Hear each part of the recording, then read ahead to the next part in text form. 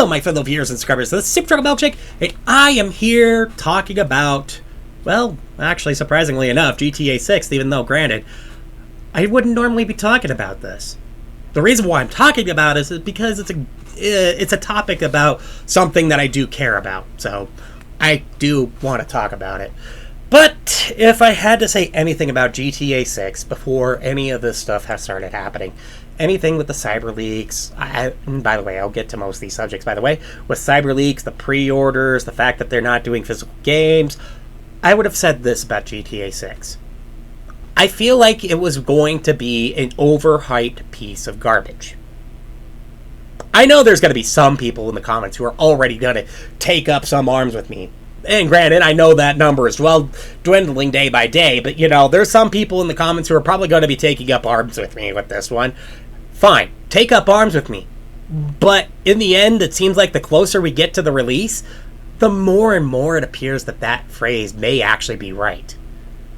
Because look, I don't think you have to look very far into the GTA 6 discourse to see that this is all flying off the rails, and honestly, it all goes back to maybe before actually the pre-orders start. Because you know what? First of all, I actually have monitored some of the Rockstar's movements because, I try to pay attention to the gaming industry as much as I possibly can because, that's what I do. I'm a game developer. I take a look at the landscape. I try to, manage everything I possibly can. So with me managing the landscape and taking a look at everything, I immediately decided, you know what? Let's just take a look at some of the things that are happening with Rockstar.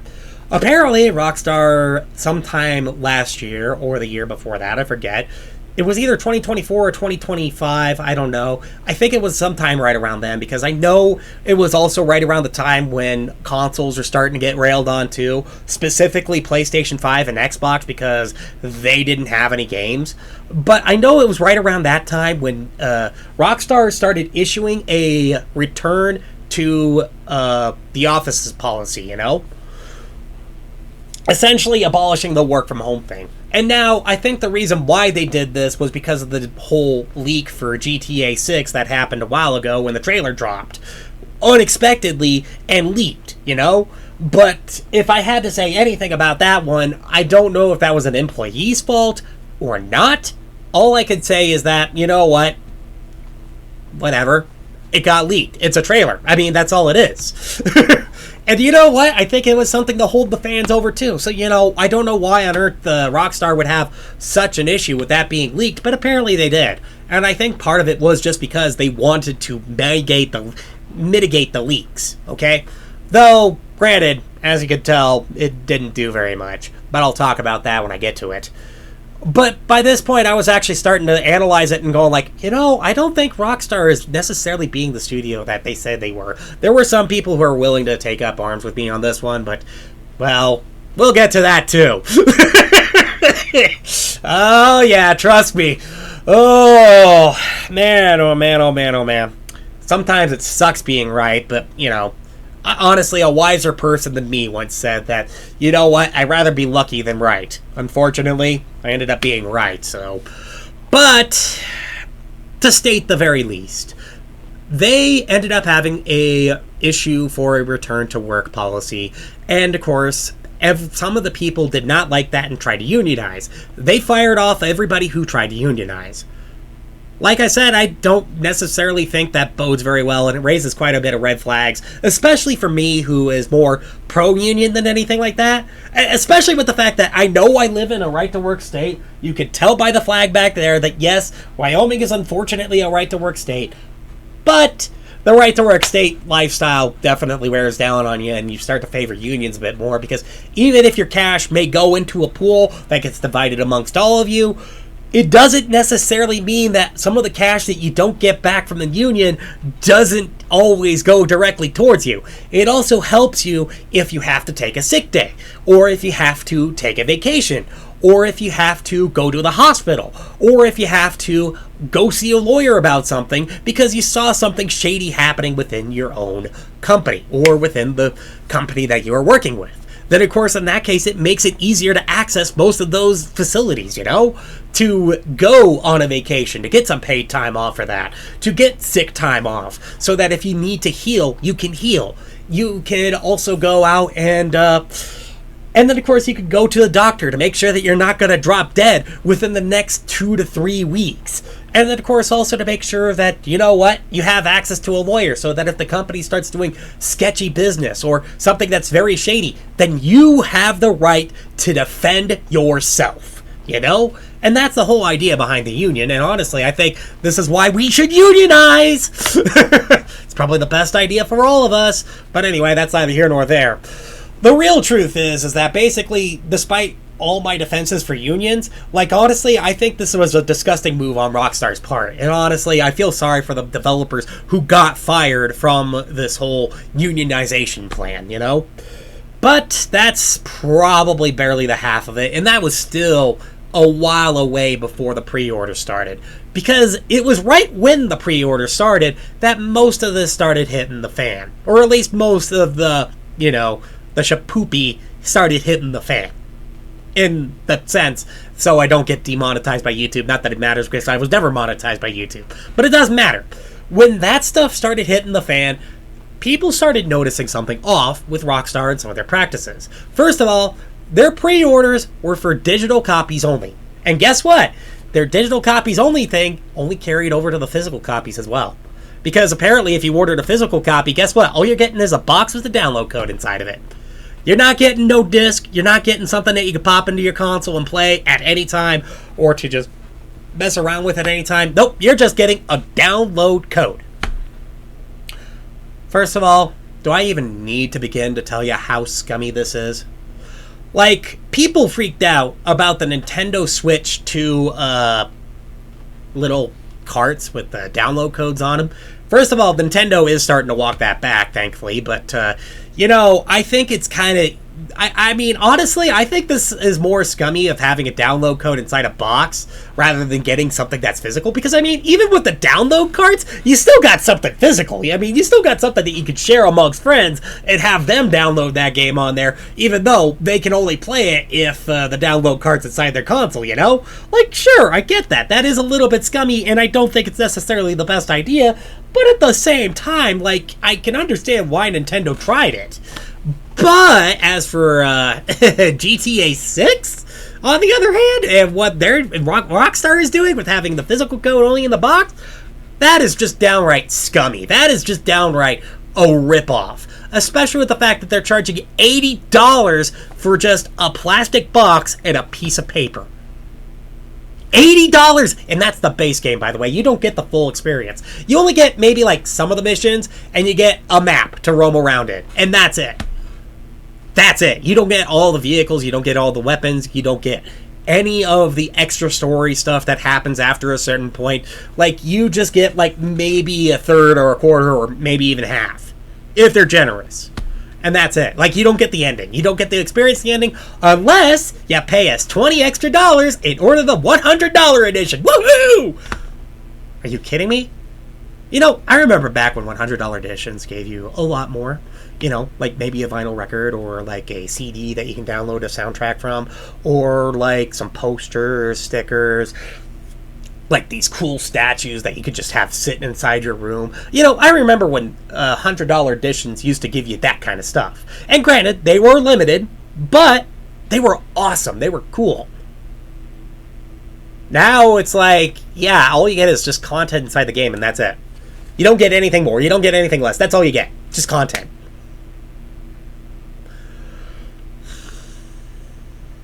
Try to spell scumbag without spelling scumbags. Try to spell greedy without spelling greedy. Okay? That's how you do it. That's basically how you do it for me right there. You charge $100 for something that probably wouldn't be worth that much anyway. And honestly, it was already bad that a lot of the rumors started spreading that the game was going to be $100 anyway. It's upsetting to know that there's a lot of people out there who'd still dish out the cash to pay this.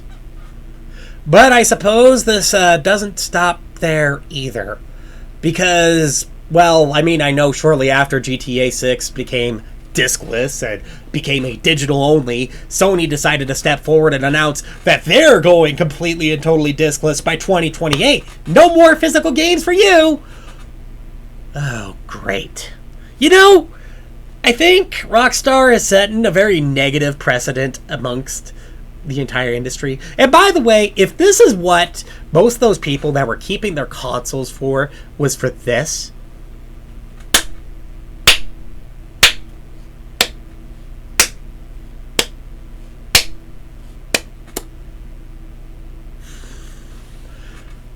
you know, I could try putting words to it, but I don't think there's any word in the known English language that is vivid enough to tell you how stupid you are.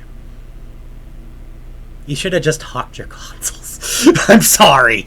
But, you know, like, I'm sorry. This is now officially starting to go way over the top now. This is just, like, why? Just why?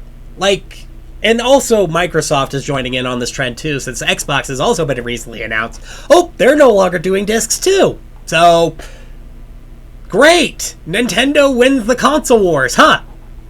Especially with the fact that they're planning to still do physical to the foreseeable future, at least as far as we know. You know, granted, I know I'm a Nintendo fan, and yes, the prospect of Nintendo winning should be exciting to me, but this doesn't feel right. This doesn't feel the same. This doesn't work. Why? Because we need the competition in order to work. And you know what? It's bad enough that Sony, I know, is doubling down with the fact that they've also changed their policy, saying that you can purchase your games, but you don't really own them. And it's how they phrase it, it's how they phrase it, by the way. So, you know, if you don't believe me, if you're a Sony person, just take a look at your email, okay? But honestly, it's like, man, talk about a shit time to be a Sony fan. Talk about a very terrible time for an Xbox fan. Not that it mattered, because anybody who owned an Xbox really didn't have much to play anyway. I mean, the only reason why they probably got an Xbox was because it was a cheaper PC in the first place. And that was it. Other than that, like, there was no reason to have an Xbox inside their home if they had a decent machine that could already play it. Like, because most Xbox titles usually ended up on PC anyway. So, why? Why would it matter? Why would you own an Xbox? Like, we have an Xbox at home, and it's got everything it needs. USB ports, audio jacks, SD card readers. Like, you don't need anything else. Oh, yes, and it's far more upgradable, too. You could swap out the graphics card. You could swap out the RAM. You could swap out the CPU. And I know those components have gotten expensive because of AI, but, you know, you could do all that. So, you know, like, by this point, I am not quite sure what's happening anymore, but you know, like, I think it's just absolutely scummy that they're doing this, especially right after Rockstar decided to announce that they're going completely and totally discless. But the story doesn't stop there. No! Heavens no, the story does not stop there. Because eventually, there was a leaker that was called CyberLeaks. He got his hands on an early access copy of the game, or an earlier build anyway. About a couple months, probably. Maybe a month or two. It's recent. We could tell you that. And you know what? It's legitimate, as far as some people tell. I haven't seen any of it. I don't really care about it. But, you know, as far as I know, this whole CyberLeak situation has really exposed Rockstar, even more so, to be a greedy company. Rockstar and Take-Two overall. Because most of these leaks have started, and then, of course, it came out with a very falsified and a very false piece of news about CyberLeak releasing the game and having a dead man switch so that if they find him or anybody that's within their team, well, there will be nobody there to press the switch to prevent the game from getting released. Now, of course, this actually turned out to be completely and totally fake, and it was just media being media and taking things off the rails, but this set Rockstar into a frenzy. They started submitting subpoenas that violated hundreds, if not millions, if not billions of people's privacy and rights. Basically, their personal rights. Because they started submitting subpoenas for Discord to have every single message, private or public, to be sent to them. Well, okay, that has anything to do with Rockstar's GTA 6. Thankfully, it probably doesn't have to deal with my server. or at least I hope it doesn't have anything to do with my server. If they do scum through my server, I am just going to say, and by the way, yes, my server is completely and totally open, so please feel free to join, but don't talk about Rockstar or GTA 6, because I don't want them to scum through it. If they do scum through my server, they're not going to find anything about GTA 6 anyway, because I haven't been posting anything about this. Like, this is the only video that I really talked about GTA 6.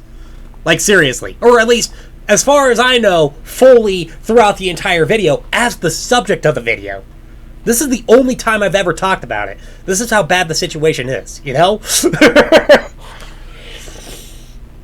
But if I had to say anything about it, too, they also sent out a subpoena from Microsoft to get files off of OneDrive for a lot of personal people, too. Anything about Rockstar and GTA 6 and anything like that. Like, also, I think that's kind of scummy as well. I mean, I'm pretty sure Microsoft isn't going to fight it. They're probably just going to go for it. Same thing goes for Twitter, because Elon Musk doesn't care. But for Discord, I do think that they need to fight that subpoena, hands down, because, again, it is people's privacy that they're risking here. I mean, the fact that the judge blindly, and the FBI blindly allows this to happen is just beyond me. It's stupid.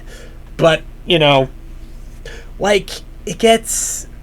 Like I said, it gets even worse with the fact that they also decided to post an apology letter saying, I'm sorry that you guys have been affected by the leaks. Hopefully we could still have a good fun time with the reveal on Netflix.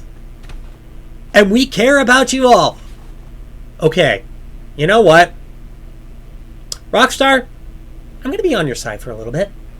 And I know some people are going to be hating me for this, but hold on. This is for Rockstar directly only, okay? You guys can ignore this part of the video. Rockstar, if anybody from Rockstar is listening to this or watching this video, I want you to know this, okay? I'm going to be playing some Devil's Advocate to you. You guys want to get in good favor of the fans, right? You guys want to get in good favor of anybody who wants to play GTA 6, who wants to see GTA 6, and wants to experience GTA 6. You know what you could do for yourselves that would help benefit you guys? Release that video that you were planning to release on Netflix onto YouTube same day. This is bare minimum, by the way. Seriously. I'm playing devil's advocate here, okay, guys? I am being on your side in this case, because this is your decision, okay? You don't have to paywall this. In this case, I bet you most of these leaks probably wouldn't have happened if you guys were a little more open about this game in the first place.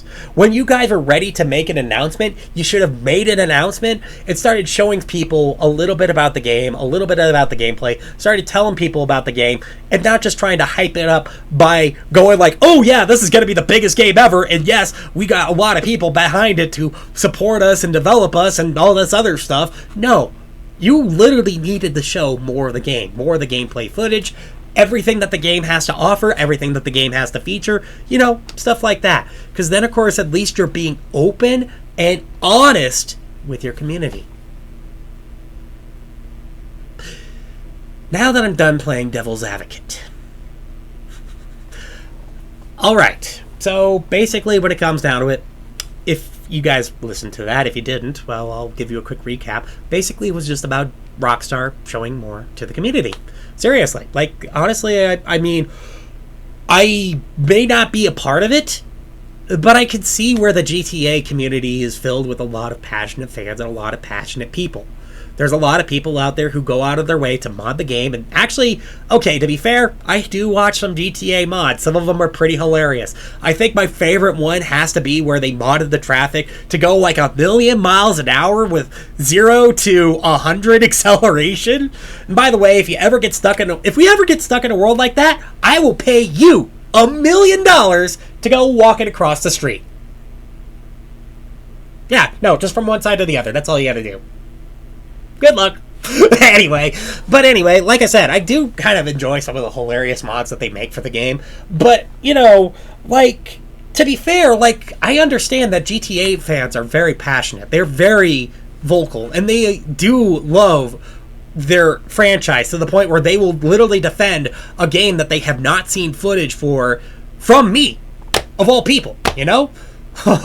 Like, I mean, I'm not going to deny that passion. I am not going to slap it out of their hands, because you know what? These guys deserve it, apparently. Though, granted, I don't think they're going to necessarily deserve a game that they're going to hate and despise for years to come, coming from a company that ended up becoming the companies that they also hate and despise as well.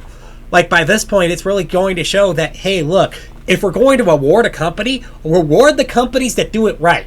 And if we can't find any companies that do it right, then pay indies. Pay indie developers, okay?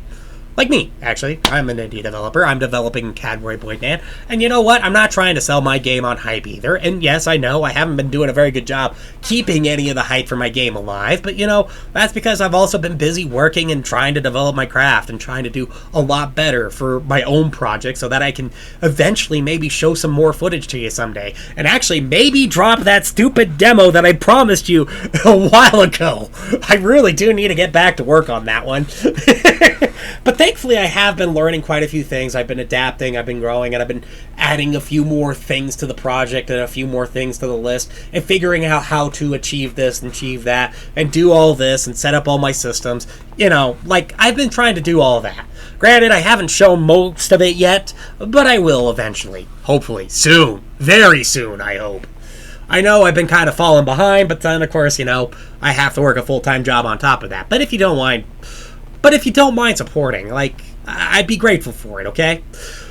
But, you know, that's the thing. Like, honestly, if Rockstar was a lot more open, was a lot more honest with GTA 6 and a lot of their development, like, honestly, they would be, and if they were actually sorry about some of these leaks and how they've been handling most of this situation, then yes, they would be turning around and allowing these people to watch the reveal of gameplay for free without any paid subscriptions whatsoever.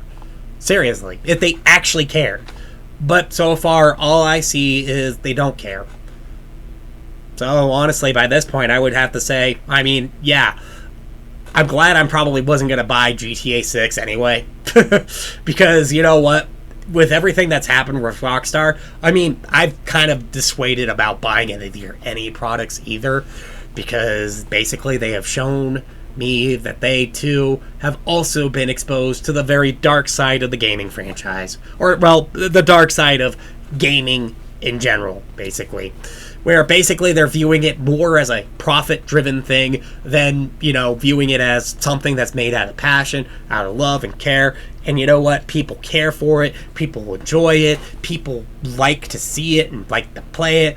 You know, like, honestly, instead of treating their customers like customers and treating their customers like people, they're treating them like dollars. They're treating them like cash. They're treating them like an infinite resource that they can just reach in and keep pulling out money from, you know?